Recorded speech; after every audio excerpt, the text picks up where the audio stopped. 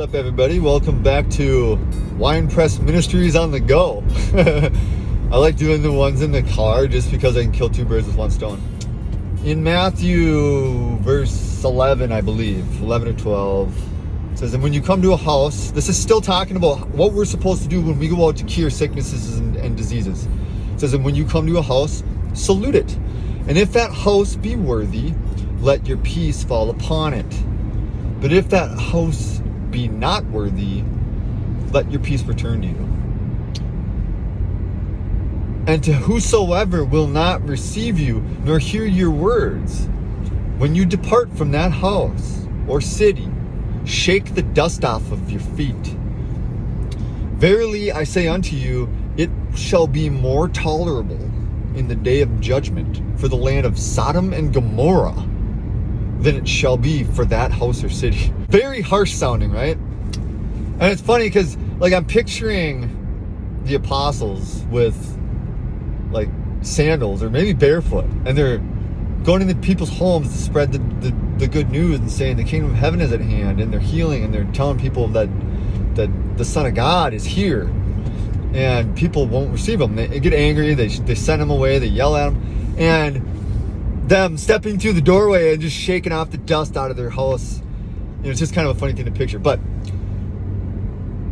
this is how I get the strength to maintain composure. And I'm not perfect at it by any means, but you get toxic people that want to come and argue with you and stuff. But the problem is, most of us are that way.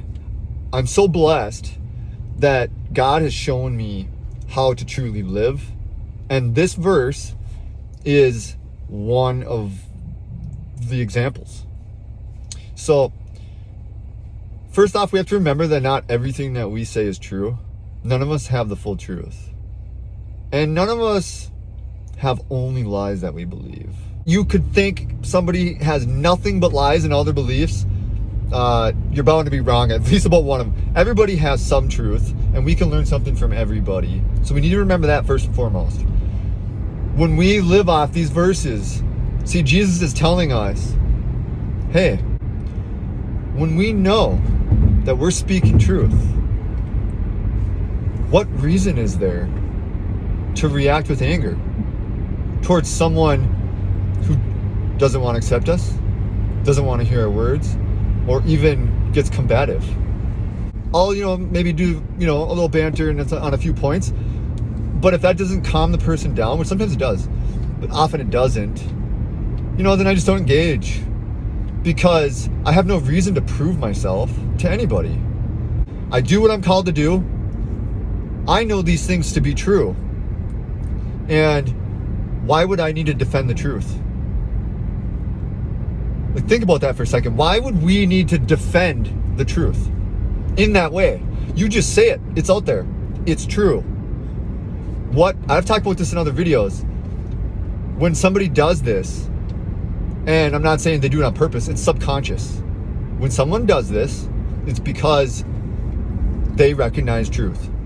The easiest way to escape that uncomfortability is to get the other person to behave in a way that you can say, oh, yeah, nope, that's not true. You can discredit the person. And it's happened in many videos, when I put a video out, and I get people that are angry about it. And sometimes it's like, did you even watch the video? Did you even go out and read the petition I wrote? Because that's not what I was saying. So I have no reason to try and shout my ideas into them, especially because we know that doesn't work. It has the opposite effect, right? I do what God asked me to do. I don't need to defend what God wants me to do. You know what I'm saying? There's no reason to react this way. And we're not perfect, and sometimes we're gonna screw up. I'm a sinner. I'm a wretch.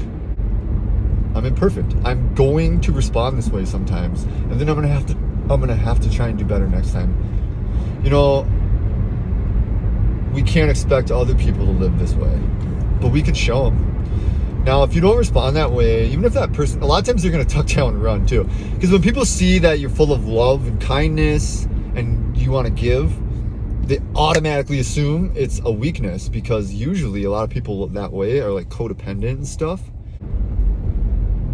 We can't expect other people are going to do the same thing for us. They're not going to give us the same grace. But God gave us the grace, and he tells us, freely you have been given, so freely you must give. It's part of our commandment to heal sickness. This is how we heal it, guys. You can't heal sickness by saying, wake up, sheep.